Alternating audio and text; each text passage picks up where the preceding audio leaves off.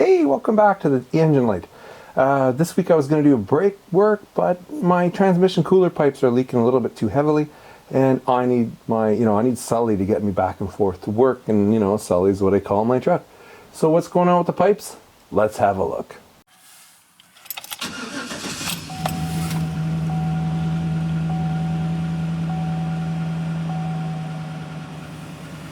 Alright, so if you've been following along, I've been underneath this thing a few times for oil leaks, and I've got them building up. I've got a little bit from my oil pan, a little bit from my oil cooler, and quite a bit from my trans lines. What's leaking is this.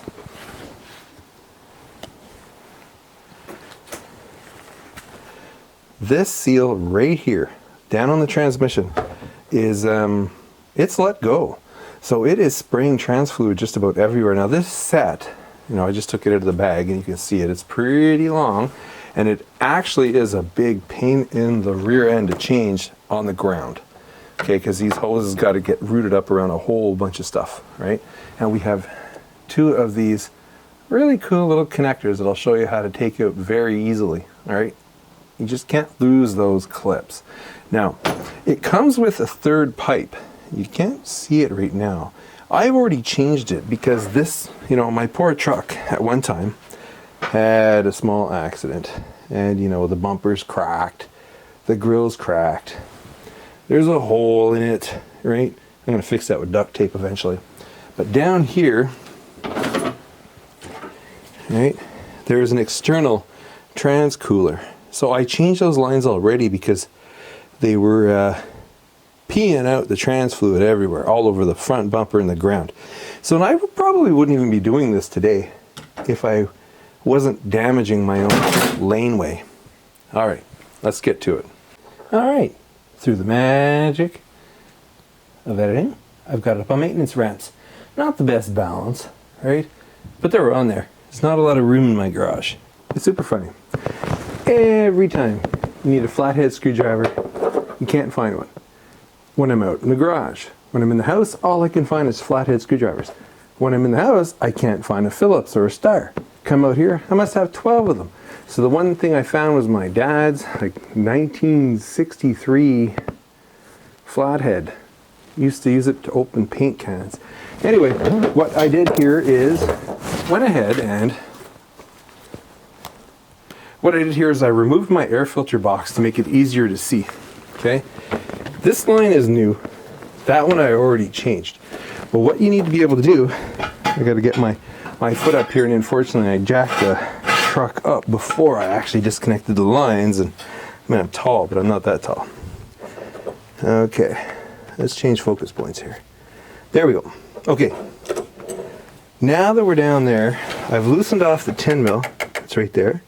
You can also pop it out of that rusty line, but what we need to do is remove this plastic, just sort of slide it back, okay? You'll notice that the aluminum is awfully corroded. All right, there we go. Now you will need to use a pick. Normally one that's on an angle works best, but I'm going to see if I can fish this thing out. Now, these little clips here, you're going to have to save it. If you lose it, okay, you're potatoed. By potatoed, I mean you can't reconnect the line, and you're going to have to go to a dealership to buy these. All right? They're not expensive, but you'll have to buy the whole fitting just to get the one clip, the E-clip. Some people call it other names. I call it an E-clip. Anyway, you just got to fish out one side. Now, you can, and I have these tools that fit around the whole pipe and dislodge it. But if you don't have that at home, there we go. Walk at one leg with a pick and then just roll it out. I hope you can still see that. If you can't, I'll come back. There it goes. It's a little corroded right now. Oh no! So what I just did was, they're springy. I'm going to have to find that with my 10 mil. Because well, truth be told, I've got a toolbox full of these things. But I don't want to go using those because I got to dig through for it, just like everything else. I got to dig through. So I'll be back when I find that clip. Okay, so literally after panicking, because I couldn't find that little doodad. Okay, that's the thing that flung off. If you lose that, you can't actually put this thing back together. Oh, focus, dude, focus. You can't actually put it back together without those clips. Okay, so I searched. I never found the one I just lost. I just searched through my toolbox for one I had. And in case you didn't know, I worked for very, very many years as a GM technician. All right, I still, in some form or fashion, I'm not going to say how, work for the corporation, which I love. Okay, so once those plastic things are off, right, that clip is off, and that E-clip is out, you simply pull the line out. Okay, and it's going to bleed a little bit. You notice that? It's going to drip just a little bit. Oh, look at the color of that fluid. So that fluid, by the way, you know, it is biodegradable, so it should be changed at the 150,000 K mark. Right? It does wear out. Now, I would go, and you know, I might get a lot of negative feedback for this, but I'm a big proponent of going to dealerships. These vehicles are getting too technologically challenging to continue going to your local oil change place. Okay? They're young guys, just starting out. They don't know what to look for just yet. And, you know, they're only interested in selling air filters. So be careful what you pay for. All right, let's get underneath and disconnect it from the transmission side now. All right, so my other cooler line attaches down there, right? So there's the hood latch. And then we got this plastic trim panel that's gonna have to come off. All right, so I'm gonna pop that off right now.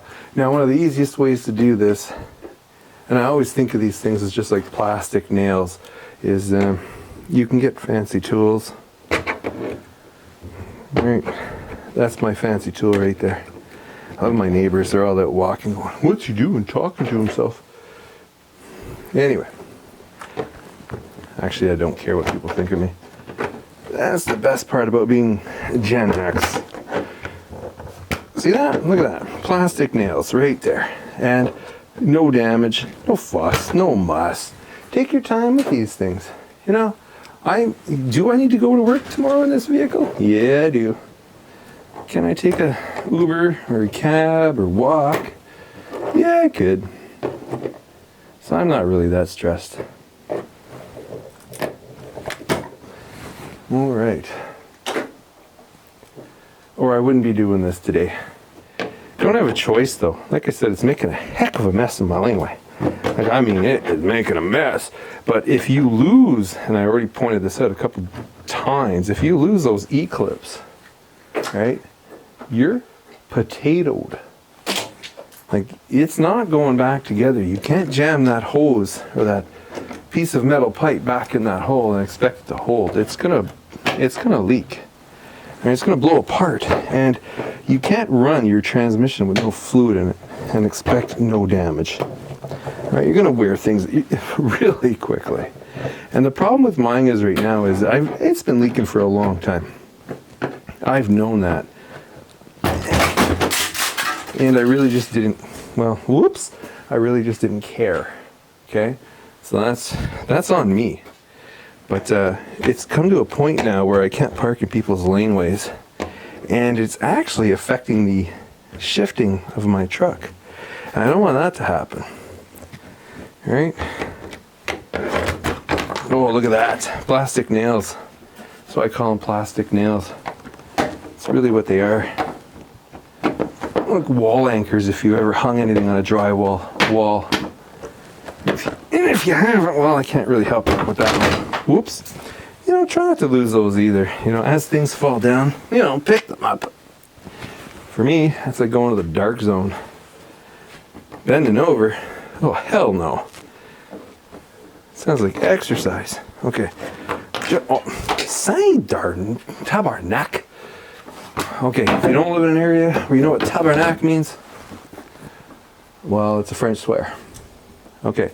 So now we've got a little bit more access to get down to that fitting. Okay. Boop, boop, boop. Right there. You can barely see it down at the bottom, in the center. So I'm going to go ahead and do the same thing I did earlier. Remove the plastic cap, pull out the E-clip, disconnect the line, and then I'll we'll reconvene underneath. All right, so I've disconnected both up front. Now I've got to take that one out right there, if you can see it, where those two pipes are coming out and that drip is hanging. I'll put my light on it a bit better. Look at this spray. I mean, some of this is engine oil, but it's just, sadly, I think it's my rear main and my oil cooler pipes. And I don't want it to drip. So then I'll have to route the pipes up through the axle, up around here, which is going to be just about impossible to do on the ground at this point. Sadly to say. But I'll do my best. Okay. Because of all the oil leaking, I'm not keeping my camera under here, and I'll check back with you when I'm done. All right, so what you didn't see me do was I took off the shield. There it is sitting on the ground. That blocks these pipes so that I could, fish them out a little bit easier now that everything's loose. I'm going to try to avoid removing that one. Okay. Oh, look at that, eh? Oh, geez. Look at the nice rubber coating. Tab crack. Alrighty, so, those are the oil ones. Look at that. They're leaking too. Those things are disgusting to change, even worse than these messy damn things. Like, look at that. Look at the oil coming out of there. Anyway, let's get on it. Okay, so I got those lines out, and the new ones are in. Now you'll notice I cut it. It's easier, they're rusted and rotten anyway, so just cut the old one right out of there. Now, so let's put this one in. Now I've already put the E-clip back in, or C, whatever you want to call it. Yeah, I really don't care. It's always somebody says, "It's not cool, dude." I don't really care. I don't really care. But what I do care is I can't get the thing clipped in. Let me force that in. We'll be right back. Funny. It was already in there. So the last thing, I gotta put this bracket back on. Okay? Gotta make sure the line's supported. We don't want them to vibrate right out of there. These things down below, they rust right on. And that was the whole problem I was having. Now, I do have a concern though, that the fitting on my oil cooler, the one up here, that I just clipped on this side, is going to let go. Actually, I'm fairly certain it's going to let go. So I'm going to have to buy a new one of those. Sadly, today's Sunday. Can't get it today. It's not something I go pick up off my normal part shelf. I'm going to have to go to my GM dealer to get that. It's like a specialty part. Okay, I am going to tighten up that fitting that I'm farting around with right here. Then I'll put the air box back on, right, my air filter. Put that trim cover back on. Lower it to the ground. And then top up the fluid. Cool. See you in a moment. Okay, it's down on the ground now and running, but I'm really nervous as to how that fitting down there is going to do. Alright, hopefully that fitting doesn't blow off until I buy a new one. But like I said, it's Sunday, I can't get a new one today, so let's check the level. I know I lost some of this trans fluid changing those pipes, and the amount that's been dripping on the ground. Yeah, it's below the cold line. Alright, so transmissions, at least these ones on these GM trucks, need to be checked when they're running. Okay, and they're usually checked when they're warm. Now, it's not even on the cold line, so I actually have to add at least half a liter, or half this jug right here. So I'll just pop that in for now, because I know I lost it all. And then I'll crawl underneath and look for leaks. The good news is, I got a nice new seal at my transmission, so I'm not too worried about that leaking. It's more the fittings right here, and I can see them. The one on the back of the rad is great. It's just that one up on the cooler, I'm very concerned about that one.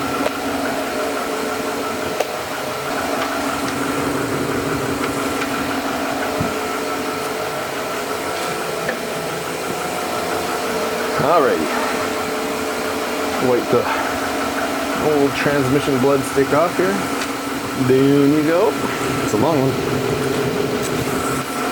Okay. Oh, still running down the tube, and it's cold. One more check, then I'm gonna close the hood. There's that fitting down there. Okay, I'm really concerned. You can see the oil still dripping below it. I'm really concerned that's going to blow off once this thing sees some pressure going through it. I hope not. Okay, so I got to thinking, and this is supposed to fit on there, on the transmission. But mine's broken. So I went ahead and replaced it. I bought a new one today, 14 bucks, right? So when you do pry that little C-clip out, they sit in those lands. You can't see them, but they sit in those lands. And they push in on the inside and hold that in here, right? But that thing was gonna blow off, so I changed it. And that is the one that goes on the bottom of the oil cooler right there. $14 to fix it.